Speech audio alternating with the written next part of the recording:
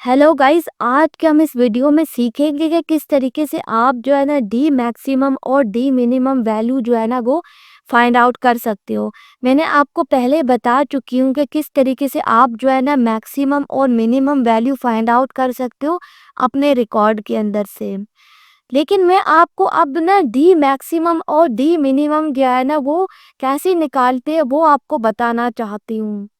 तो मिसाल लेते हैं, मेरे पास में एक डेटाबेस है ये वाला जो कि मैंने खुद ने बनाया है। आप जो है ना अपना कोई डेटाबेस बना सकते हो, लेकिन जो है ना फार्मूला और जो है ना इसकी जितनी भी फंक्शनैलिटी होगी वो सेम रहेगी।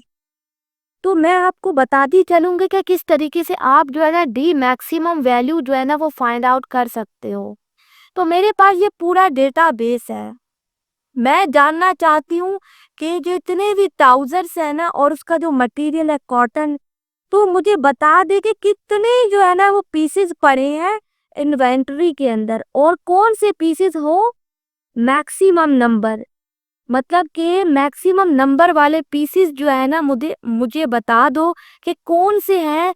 और जो है ना उसके लिए आपको जो है ना एक फार्मूला लिखना पड़ेगा।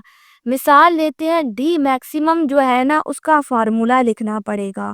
तो अपने जो है ना कीबोर्ड से इक्वल टू का साइन प्रेस करें और यहाँ पे आप डी मैक्सिमम लिखें, उसके बाद ब्रैकेट डालें। उसके बाद वो आपसे 3 चीज़ें पूछ रहा है। वो आपको कह रहा है कि जी डेटाबेस जो है ना वो आप बताएं, और फील्ड क्या है और क्राइटेरिया क्या है। तो मेरा तो ये है ना डेटाबेस, मैं इन तमाम जो है ना डेटाबेस को सिलेक्ट करूंगी, उसके बाद कोमा डालूंगी। उसके बाद मुझसे पूछ रहा है फील्ड, फील्ड ये वाली है, मतलब कि टोटल पीसेस कितने हैं, मैक्सिमम टोटल पीस। क्योंकि मैं जो है ना मैक्सिमम के साथ जो है ना ये फार्मूला अप्लाई कर रही हूँ। तो मैक्सिमम जो है ना वो फाइंड आउट करने के इन्वेंटरी के अंदर ट्राउजर जो है ना वो कितने मैक्सिमम जो है ना टोटल पीसेस पड़े हुए हैं। उसके बाद कोमा डाला।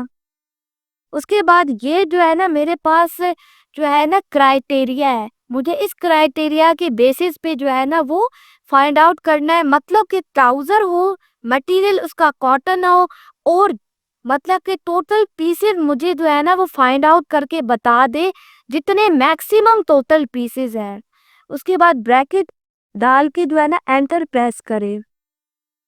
मिसाल लेते उस पे मुझे ना 33 जो है ना वो वैल्यू बता दी है। अब हम देखते हैं कि उसने मुझे सही वैल्यू बताई या नहीं।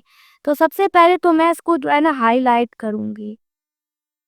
उसके बाद मैं आपको बताऊंगी कि एक तो ये ट्राउजर है, उसके बाद कहाँ पे ये है ट्राउजर, और यहाँ पे जो टोटल पीसेस है ना वो 7 है, यानी कि मिनिमम है।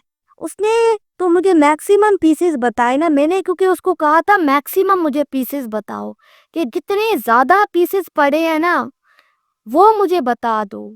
कम वाले मुझे ना बताओ, मुझे मिनिमम वाले ना बताओ। अगर जो है ना मैं यही फार्मूला अप्लाई करूं मिनिमम पे, तो अगली बार देखना मुझे वो 7 बताएगा। अब मैं यहाँ पे डी मिनिमम का फार्मूला अप्लाई कर रही हूँ।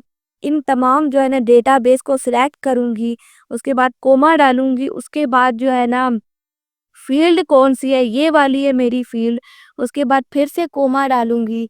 उसके बाद जो है ना मेरा क्राइटेरिया ये है, ट्राउज़र वो कॉटन का हो और मुझे जो है ना वो मिनिमम वैल्यू दिखा दे। तो इसने इसकी बार जो है ना मुझे मिनिमम वैल्यू दिखा दी है। सो इस तरीके से जो है ना डी मैक्सिमम और डी मिनिमम जो है ना वो वर्कआउट करते हैं। अगर आप जो है ना यहाँ पे लिखो मतलब कि आप यहाँ पे टाइट्स लिखो, तो वो आपको टाइट्स का डेटा बता देगा। वो कह रहे हैं कि जी टाइट्स में जो है ना 35 जो है ना वो मिनिमम वैल्यू है, और ये भी तो टाइट्स है ना, ये टाइट्स है और इसका जो स्टफ है वो कॉटन है। मैंने यहाँ पे साइज और कलर नहीं डाला क्राइटेरिया, मैंने ये 2 क्राइटेरिया डाली है। उनकी बेसिस पे ये मुझे जो है ना मिनिमम और मैक्सिमम वैल्यू बता रहा है। तो आप खुद देख सकते हो कि जो मैक्सिमम वैल्यू है वो 43 है। स्टफ क्या है, जो है टाइट्स है, मटेरियल कॉटन है, वो तो ज़ाहिर-सी बात है, उसकी मैक्सिमम वैल्यू 43 है और एक और भी है टाइप्स, उसकी जो मिनिमम वैल्यू है वो 35 है और नहीं है यहाँ पे कोई। ट्राउज़र है, कुर्ता है, शर्ट है और नहीं है। तो इस तरीके से आप जो है ना मिनिमम और जो है ना मैक्सिमम जो है ना वो वैल्यू फाइंड आउट कर सकते हो। मतलब कि बहुत बड़ा अगर आपके पास कोई रिकॉर्ड है ना तो ये बहुत ज़्यादा इम्पोर्टेंट चीज़ है। इसकी वजह से क्या होगा, आपका बहुत ज़्यादा टाइम बच जाएगा, आपकी एफर्ट्स बच जाएँगी। आप जो है ना एक सिंगल क्लिक के अंदर जो है ना वो फाइंड आउट कर सकते हो। मिसाल लेते हैं, अगर आपने और करना हो, जीन्स लिखनी हो तो आप जीन्स भी जो है ना वो कर सकते हो। यहाँ पे कितनी है जीन्स? ये है जीन्स, लेकिन इसका स्टफ जो है ना वो स्टर्डी कॉटन है, कॉटन नहीं है। यहाँ पे सिर्फ एक जीन अवेलेबल है जिसका जो स्टफ है ना वो कॉटन है और कोई भी नहीं है। ये आप देख सकते हो, एक और है वो स्टर्डी कॉटन है। तो उसमें मैक्सिमम और मिनिमम वैल्यू जो है ना वो पिक कर ली अपनी मर्जी से। मतलब कि मैंने जो फार्मूला लगाया था ना, यहाँ भी इसको और कोई वैल्यू नहीं मिली तो उसने जो है ना वो मिनिमम जो है ना वो वही लगा दी जो मैक्सिमम वैल्यू उसने लगाई है। अगर मिसाल लेते हैं, मैं एक जो है ना वैल्यू जो है ना वो ऐड कर रही हूँ, जीन्स मतलब कि ऐड कर रही हूँ। स्टफ क्या है? कॉटन। साइज आप कोई भी देख सकते हो, लार्ज, वाइट। अब मैं जो है ना यहाँ पे मिनिमम कुछ वैल्यू डाल रही हूँ 12। अब मैंने 12 डाली लेकिन इसने पिक नहीं किया, क्योंकि मसला क्या है कि इस मेरा जो इन्वेंटरी है ना वो यहाँ पे सिलेक्ट हुई है। अगर मैं जो है ना इसको यहाँ तक लेके आ रही हूँ, यहाँ पे क्या है,